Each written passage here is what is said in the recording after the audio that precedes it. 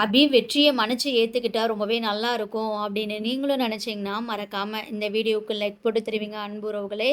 சுட்டுமிலை சுடரையில அடுத்து என்னெல்லாம் சுவாரஸ்யமான விஷயங்கள்லாம் நடக்க போகுதுன்னு ப்ரெடிக்ஷன் பார்க்கலாம் வாங்க. அந்த ரிப்போர்ட்டை மாற்றி வச்ச டாக்டர் மட்டும் கிடச்சிட்டா கண்டிப்பாக இந்த கேஸில் ரொம்பவே ஹெல்ப்பாக இருக்கும் அப்படின்ட்டு வெற்றி ரொம்பவே முழு மனசோட போனார். பட் ஏமாற்றம் தான், அந்த டாக்டரே வந்து இறந்துட்டாரு அப்படின்ட்டு வெற்றினால் தாங்கிக்கவே முடியலை, ரொம்பவே ஃபீல் பண்ணுறாரு. இங்கே ஆல்ரெடி சில உண்மைகளை பற்றி தெரிய வந்தனால வெற்றி ரொம்பவே குற்ற உணர்ச்சியில் சாப்பிடாம எனி டைம் அழுதுகிட்டு தான் இருக்கிறார். சுடரோட முகத்தை பார்த்தாலே வெற்றிக்கு ரொம்பவே சந்தோஷமாயிடுது. ஆனால் சுடர் இப்போ வரைக்குமே தன்னை அப்பா அப்படின்ட்டு கூப்பிடவே மாட்றா அப்படின்ட்டு வெற்றிக்கு ரொம்பவே வருத்தமாக தான் இருக்குது. வெற்றி ரொம்பவே டல்லாக இருக்கிறத பார்த்துட்டு சுடர் வந்து வெற்றி சரியாக சாப்பிடலை போல் அப்படின்ட்டு நினச்சிக்கிட்டு, நீங்கள் சாப்பிடலையா அந்தாங்க பிஸ்கட்டை சாப்பிடுங்க அப்படின்ட்டு வெற்றிக்கு எடுத்து தந்து சாப்பிட சொல்கிறாங்க. வெற்றியுமே வந்து சாப்பிட்றாங்க.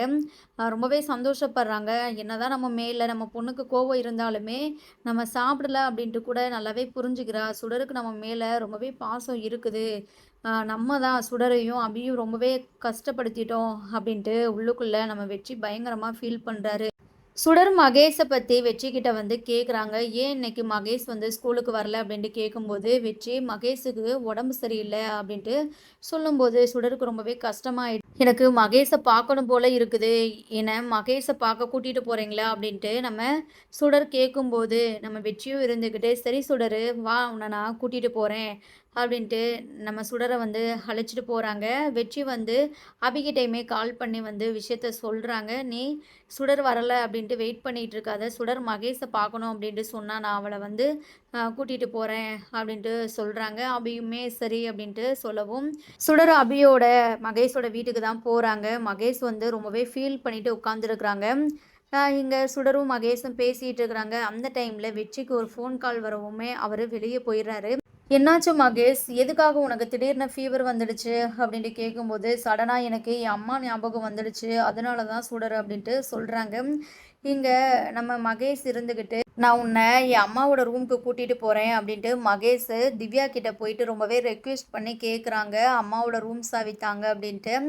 திவ்யாவுமே வேறு வழி இல்லாமல் மகேஷ் கேட்குறான் அப்படின்ட்டு உடம்பு சரியில்லாமல் வேறு இருக்குது அப்படின்ட்டு கீயை கொடுத்துறாங்க. இருந்தாலுமே சீக்கிரம் போனதுமே வந்துடணும் மகேஷ், இந்த விஷயம் உன் அப்பாவுக்கு உன் சித்திக்கெல்லாம் தெரிஞ்சிச்சுன்னா ரொம்பவே கோவப்படுவாங்க சரியா அப்படின்ட்டு சொல்லவும் நான் போனதுமே வந்துடுவேன், சுடருக்கு ரூமை மட்டும் காமிச்சிட்டு அப்படின்ட்டு தான் போகிறாங்க.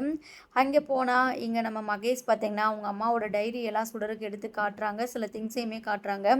அப்போது டைரியை எடுத்து நம்ம சுடர் எடுத்து படிக்கும்போது அதில் இருக்கிற கவிதையெல்லாம் நம்ம சுடருக்கு ரொம்பவே பிடிச்சி போயிடுது. அப்போது மகேஷ் கிட்ட எனக்கு இந்த டைரி வேணும் கொடுக்குறியா மகேஷ், நான் ரொம்பவே பத்திரமா வச்சுக்குவேன் அப்படின்ட்டு கேட்கும்போது ஃபஸ்ட்டு மகேஷ் இருந்துக்கிட்டு யோசிக்கிறாங்க. நெக்ஸ்ட்டு சரி சுடர் நீயே வச்சுக்கோ அப்படின்ட்டு கொடுத்துறாங்க. மகேஷும் நம்ம சுடரும் ரூமை விட்டு வந்துடுறாங்க. வந்துட்டு இங்கே ஃபோட்டோவை பார்த்து மகேஷ் வந்து சுடர்கிட்ட ரொம்பவே ஃபீல் பண்ணுறாங்க. இவங்க தான் என் அம்மா, ரொம்பவே அழகாக இருக்கிறாங்கள, என் அம்மாவை யாரோ கத்தியால் குத்திட்டாங்க சுடர், அதை நினச்சாலே எனக்கு ரொம்பவே கஷ்டமாக இருக்குது. என் அம்மா ரொம்பவே நல்லவங்க, அவங்கள போயிட்டு ஏன் இப்படிலாம் பண்ணாங்க அப்படின்ட்டு மகேஷ் ரொம்பவே ஃபீல் பண்ணி பேசும்போது சுடர் இருந்துக்கிட்டு மகேஷை சமாதானப்படுத்துகிறாங்க. இங்கே பாரு மகேஷ், யார் இப்படி பண்ணியிருந்தாலுமே கண்டிப்பாக அதுக்கான தண்டனையை அனுபவிப்பாங்க. தப்பு செஞ்சவங்கள அந்த சாமி வந்து கண்ணை குத்தும் கண்டிப்பாக, நீ ஒன்றும் கவலைப்படாத அப்படின்ட்டு சொல்லும்போது கர்ணா வந்து சுடர் பேசுகிற விஷயத்தெல்லாம் கேட்டுட்டு ரொம்பவே டென்ஷன் ஆயிடுறாரு. சுடரை பார்த்தாலே இப்போ கர்ணாவுக்கு ரொம்பவே பயம் வந்துடுச்சு, உயிர் பயம். சுடர்கிட்ட ரொம்பவே கோவத்தோடு தான் கர்ணா வந்து வராரு. அந்த டைமில் கரெக்டாக வந்து வெற்றி வந்துடுறாரு. வெற்றி வந்ததுமே கர்ணா வந்து கோவத்தை கண்ட்ரோல் பண்ணிக்கிறாரு. சுடர் என்ன மகேஷை பார்த்து பேசிட்டியா, நம்ம வீட்டுக்கு போகலாமா அப்படின்ட்டு கேட்கும்போது சரி போகலாம் அப்படின்ட்டு நம்ம சுடர் சொல்லவுமே கிளம்பிறாங்க. வரும் வழியில் சுடர் ரொம்பவே மகேஷை நினச்சி வருத்தப்பட்டு வெற்றிக்கிட்ட பேசிட்டு வராங்க. அதை கேட்டு வெற்றியோட மனசு ரொம்பவே வலிக்குது. பார்வதி அக்கா விஷயத்தில் தான் அம்மா செய்யாத தப்புக்கு இத்தனை வருஷமாக ஜெயிலில் தண்டனை அனுபவிச்சிருக்கிறா, அதுக்கு நானும் ஒரு காரணமாக இருந்து அபி சுடருக்காக தான் வெயிட் பண்ணிகிட்டு இருக்கிறாங்க. அந்த கருணாவோட வீட்டில் சுடர் ரொம்ப நேரம் இருக்கிறது நல்லதே இல்லை, இவ்வளோ லேட் ஆகிடுச்சு, இன்னுமே சுடர் அந்த வெற்றி கூட்டிகிட்டு வந்து விடாமல் இருக்கிறான், ஏன் தான் அப்படிலாம் பண்ணுறானோ அப்படின்ட்டு அபி கோவத்தில் தான் வெளியே நிற்கிறாங்க. கரெக்டாக வெற்றி சுடரை வந்து வீட்டுக்கு அழைச்சிட்டு வராங்க. சுடரை பார்த்ததுக்கு அப்புறம் தான் அபிக்கு ரொம்பவே சந்தோஷமாக இருக்குது. சரி சுடர் நீ போ, வீட்டுக்குள்ளே போயிட்டு யூனிஃபார்ம்லாம் சேஞ்ச் பண்ணு அப்படின்ட்டு அனுப்பிச்சி விட்டுட்டு இங்கே வெற்றிக்கிட்ட அபி வந்து பேசுகிறாங்க. இங்கே பாரு, கொஞ்சமாச்சும் புரிஞ்சுக்கோ, என் பொண்ணை விட்டு நீ விலகி இருக்கிறது தான் நல்லது. அவளோட உயிருக்குமே இல்லைன்னா ஆபத்து தான். உன் ஃப்ரெண்டுக்கு மட்டும் சுடர் தான் என்னோட பொண்ணு அப்படின்ட்டு தெரிஞ்சிச்சுன்னா என் பொண்ணை கொல்ல கூட அந்த படுபாவி தயங்க மாட்டான் அப்படின்ட்டு அபி சொல்லும்போது இங்கே வெற்றி கருணாவுக்கு சப்போர்ட் பண்ணிட்டு தான் பேசுகிறாங்க. நீ ஏன் கருணாவை இந்த அளவுக்கு தப்பாக நினச்சிட்டு இருக்கிற? உன்னையும் கருணா தப்பாக நினச்சிட்டு இருக்கிறான். ஏன் 2 பேருமே இப்படி இருக்கிறீங்க அப்படின்ட்டு கேட்கும்போது இங்கே அபி இருந்துக்கிட்டு உனக்கு உன் ஃப்ரெண்டு ரொம்பவே நல்லவே நினச்சிட்டு இருக்கிற. ஆனால் அவன் எப்படிப்பட்டவன் அப்படின்ட்டு எனக்கு மட்டும்தான் தெரியும். இதை பற்றி உங்ககிட்ட எனக்கு சொல்கிறதுக்கு கூட விருப்பமே கிடையாது. ஏன்னா அவனுக்காக தானே என்னை நீ தூக்கி எறிஞ்ச. அதை என்றைக்குமே நான் மறக்க மாட்டேன் அப்படின்ட்டு பேசிட்டு நம்ம அபி வந்து விறுவிறுன்னு வீட்டுக்குள்ளே போயிடுறாங்க. வெற்றியும் அங்கிருந்து ரொம்பவே ஃபீல் பண்ணிட்டு தான் கிளம்புறாங்க. நெக்ஸ்ட்டு பிரபாகரன் வந்து அபியே நேரில் பார்த்து பேசிட்டு போகலாம் அப்படின்னு தான் வராங்க. அப்போது வெற்றி இந்தளவுக்கு உங்களுக்காக நிறைய விஷயங்கள் பண்ணிட்டு தான் இருக்கிறாரு, நீங்கள் தான் புரிஞ்சுக்கிற மாட்டேங்க அப்படின்ட்டு சொல்லும்போது இங்கே அபி இருந்துக்கிட்டு, சார் உங்களுக்கு எப்படியோ அவன் நீங்கள் கொஞ்ச நாள் அவன்கிட்ட வந்து பழகுனனால அவன் நல்லவன் அப்படின்ட்டு நினச்சிட்டு இருக்கிறீங்க. அவனை நம்பி நான் போயிட்டு என் வாழ்க்கையே தொலைச்சி இப்போது நடு ரோட்டில் நிற்கிறேன். எனக்கு தான் அவன் எப்படிப்பட்டவன் அப்படின்ட்டு நல்லாவே தெரியும்.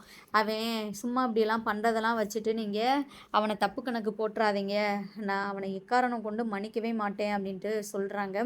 இப்போ பிரபாகரன் வந்து போயிட்டு டாக்டரை தேடி வெற்றி அலைஞ்சது, டாக்டர் இப்போ உயிரோடு இல்லை அப்படின்ட்டு வெற்றி அதை நினச்சி ரொம்பவே அப்செட் ஆகிட்டாரு. இந்த விஷயத்தில் வெற்றி நமக்கு ஹெல்ப் பண்ணணும் அப்படின்னு தான் நினைக்கிறாரு அபி அப்படின்ட்டு சொல்லும்போது அபி இருந்துக்கிட்டு, இங்கே பாருங்கள் சார், அவன் பேச்சே பேசாதீங்க, எனக்கு ரொம்பவே டென்ஷன் ஆகுது. அவன் பண்ணதெல்லாம் நான் அவ்வளோ சீக்கிரம்லாம் மறக்க முடியாது, மன்னிக்கவும் முடியாது அப்படின்ட்டு சொல்கிறாங்க. இங்கே நம்ம பிரபாகரன் இருந்துக்கிட்டு, சரி அபி, நீங்கள் கஷ்டப்படுறீங்கன்னா நான் இனி வந்து வெற்றியை பற்றி உங்ககிட்ட அவ்வளோவா பேசலை அப்படின்ட்டு சொல்கிறாங்க. வெற்றியை வந்து கருணா வேணும்னே வேற ஒரு வேலையை கொடுத்து அனுப்பிச்சி விட்றாங்க. இங்கே காலையிலையுமே வெற்றி வந்து சுடரை பார்க்காம ரொம்பவே ஃபீல் பண்ணுறாங்க. ஈவினிங் ஆச்சும் நம்ம போயிட்டு சுடரை பார்க்கணும் அப்படின்ட்டு தான் வெற்றி கிளம்பி போகிறாங்க. அந்த டைம்லேயுமே கருணா வந்து வெற்றிக்கு ஒரு வேலை கொடுக்குறாங்க. பட் இருந்தாலுமே வெற்றி அந்த வேலைக்கு இம்பார்ட்டன்ட் கொடுக்காம கண்டிப்பாக நம்ம சுடரை பார்த்ததுக்கப்புறம் தான் மற்ற வேலையை வந்து செய்யணும். அவளை பார்க்காம நம்மளுக்கு கையும் ஓட மாட்டேது, காலும் ஓட மாட்டேது அப்படின்ட்டு சுடரை பார்க்குறதுக்காக கிளம்பி வந்துடுறாங்க ஸ்கூலுக்கு. அது அந்த டைமில் கருணாவுமே பார்க்குறாங்க. பொண்ணு மேலே அம்புட்டு பாசம் வச்சுருக்கேல, நான் சொல்கிற வேலையை கூட பார்க்காம உன் பொண்ணை பார்க்குறதுக்காக வந்துட்டேல, இனி எத்தனை நாளுக்கு தான் இந்த பாசம் நிலைக்குது அப்படின்ட்டு நான் பார்க்குறேன் அப்படின்ட்டு கருணா வந்து பார்த்துட்டு அங்கேருந்து கிளம்புறாரு. இங்கே நம்ம வெற்றி இருந்துக்கிட்டு சுடரோட பேக்கை வாங்குறாங்க. சுடர்கிட்ட வந்து வெற்றி அப்படியே பேசிகிட்டே வரும்போது இங்கே வெற்றி, என்ன சுடர் வழக்கம் போல் இல்லாமல் உன் பேக்கு கொஞ்சம் வெயிட்டாக இருக்குதே, அப்படி என்ன வச்சுருக்கிற பேக்குள்ளே அப்படின்ட்டு சுடர்கிட்ட வெற்றி இருந்துக்கிட்டு கேட்கும்போது அப்போ தான் சுடர் வந்து விஷயத்த சொல்கிறாங்க. இது உள்ளார வந்து மகேஷோட அம்மாவோட டைரி தான் இருக்குது. அதில் வந்து நிறைய கவிதை இருந்துச்சு, எனக்கு ரொம்பவே பிடிச்சிருந்தது. அதை நான் மகேஷ்கிட்ட கேட்கவும் மகேஷும் என்கிட்ட வந்து கொடுத்துட்டான். அதை இன்னுமே நான் சரியாக படிக்க கூட இல்லை, அதில் நிறையா எழுதி வச்சுருக்குறாங்க அப்படின்ட்டு சொல்லும்போது அப்போ தான் வெற்றிக்கு வந்து தோணுது, இந்த டைரியில் பார்வதி அக்கா முக்கியமான விஷயத்தை பற்றி எதுவும் எழுதி வச்சுருந்தா அது ரொம்பவே நமக்கு உதவியாக இருக்குமே அப்படின்ட்டு நம்ம வெற்றி யோசிக்கிறாங்க. அப்போது சுடர் ஒரு நிமிஷம் இரு அப்படின்ட்டு சுடரை ஒரு மரத்தடியில் உட்கார வச்சுட்டு வெற்றியுமே வந்து அந்த டைரியை எடுத்து படிக்கிறாங்க. அதில் பார்த்தீங்கன்னா ஒரு முக்கியமான பேஜ் வந்து நம்ம வெற்றி கண்ணில் படுது. அதை படிக்கவுமே வெற்றிக்கு ரொம்பவே அதிர்ச்சியாக இருக்குது. கருணாவோட உண்மையான சுயரூபம் வெற்றிக்கு தெரிய வருது. பயங்கரமாக கதறி அழுகிறாங்க. பார்வதி அக்கா, இந்த விஷயத்த என்கிட்ட கூட நீங்கள் சொல்லவே இல்லையே, நான் உங்களை என் சொந்த அக்காவாக தானே பார்த்தேன், நீங்களுமே என்னை அப்படி தானே நினச்சிங்க, என்கிட்ட ஒரு வார்த்தை இந்தளவுக்கு உங்களை கருணா கொடுமைப்படுத்தியிருக்கிறான் அப்படின்ட்டு சொல்லியிருந்தா நான் அவனை சும்மாவே விட்டுருந்துருக்க மாட்டேனே அப்படின்ட்டு வெற்றி அப்படியே ரொம்பவே அழுகிறாங்க. சுடருமே ரொம்பவே ஃபீல் பண்ண ஆரம்பிச்சிட்டாங்க.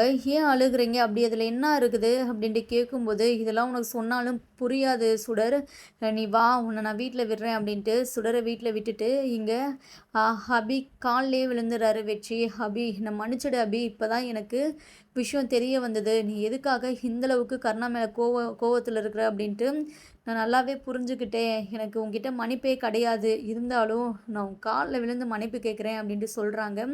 அந்த டைரியை பற்றியுமே நம்ம அபிக்கிட்ட வச்சு சொல்கிறாங்க. டைரியுமே வாங்கி அபி படிக்கிறாங்க. ரொம்பவே கோவத்தோட வெற்றி இருந்துக்கிட்டு அந்த கருணாவை நான் சும்மாவே விட மாட்டேன் அப்படின்னு தான் அங்கேருந்து போகிறாங்க. அப்போ வெற்றி பின்னாடி நம்ம அபியுமே கிளம்பி போகிறாங்க. வீட்டுக்கு போனதுமே வெற்றி இருந்துக்கிட்டு, டே கருணா, கருணா! அப்படின்ட்டு ரொம்பவே கோவத்தோட கத்துறாங்க. கருணாவும் ரூம் உள்ளார இருந்து, "என்னாச்சு? எதுக்காக இந்த வெற்றி இப்படி கத்திட்டு இருக்கிறான்?" அப்படின்ட்டு வராங்க. ஸ்வேதா மத்த எல்லாருமே வந்துடுறாங்க. அப்போ கருணா வந்ததுமே நம்ம வெற்றி வந்து அ கருணா சட்டைய புடிச்சு பயங்கரமா வெளுத்து வாங்குறாங்க. "ஏன்டா இப்படி பண்ண? எதுக்காகடா பார்வதி அக்காவ கொலை பண்ண?" அப்படின்ட்டு கேட்கும்போது, கருணா இருந்துகிட்டு சிரிக்கிறாங்க. "என்ன? உன் பொண்டாட்டிய காப்பாத்துறதுக்காக கொலைப்பழிய என் மேல தூக்கி போட்டுட்டியா? மாறுவேன்னு தெரியும். ஆனா இவ்ளோ சீக்கிரத்தில இவ்ளோ கொடூரமானவனா மாறுவேன்னு தெரியல வெற்றி. அ என்ன விட அந்த கொலைகாரி உனக்கு முக்கியமா போயிட்டாளா?" அப்படின்ட்டு கேட்கும்போது, "அடச்சீ வாய மூடு. உன்ன பத்தி எனக்கு இப்போ எல்லாமும் தெரிய வந்துடுச்சு." அ அப்படின்ட்டு சொல்லும்போது, இங்க ஸ்வேதாவுமே வந்து கருணாவுக்கு சப்போர்ட் பண்ணி தான் பேசுறா. "நீ மாமா மேல பழிய தூக்கி போட்டுட்டா, நாங்க அதெல்லாம் நம்பிடுவோம் அப்டின்ட்டு நெனைக்கிறியா வெற்றி? அது ஒருபோதும் நடக்கவே நடக்காது. பாவம் எங்க மாமா என் அக்காவ இழந்ததுக்கு அப்புறம் அவரு வாழ்க்கையில எவ்ளோ கஷ்டப்பட்டுட்டாரு" அப்டின்ட்டு சொல்லும்போது, "உங்களுக்கு தெரியாது ஸ்வேதா, எல்லாத்தையுமே காரணம் இவன் தான். அதுக்கு ஆதாரமும் இருக்குது" அப்டின்ட்டு சொல்லும்போது, இங்க கருணாவுக்கு அப்டியே பயங்கர அதிர்ச்சியா தலையில இடி விழுந்தாப்புல இருக்குது. அப்போதான் நம்ம வெற்றி இருந்துகிட்டு ஸ்வேதா கிட்ட அந்த டைரிய குடுக்குறாங்க. "நீயே இத படிச்சு தெரிஞ்சுக்கோ.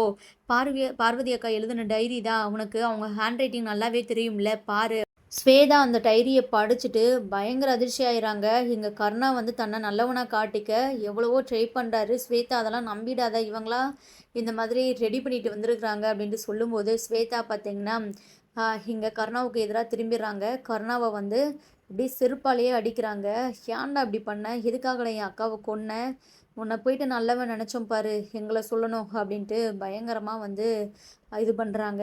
இங்க நம்ம வெற்றி ரொம்பவே மனசொடைஞ்சு போயிர்றாங்க. இவனுக்காக நான் என் அபிய ரொம்பவே கஷ்டப்படுத்திட்டேன். அவள கொஞ்சம் கூட நான் நம்பாம விட்டுட்டேன் அப்படின்ட்டு, இதுக்கப்புறம் நான் உயிரோட இருந்து என்ன பண்ண போறேன் அப்படின்ட்டு ரொம்பவே விரக்தியா தான் நம்ம வெற்றி பேசிட்டு இருக்கிறாங்க. அப்போ அபி அதெல்லாம் பார்த்துட்டு ரொம்பவே ஃபீல் பண்ணிட்டு நம்ம வெற்றிய சமாதானப்படுத்துறாங்க.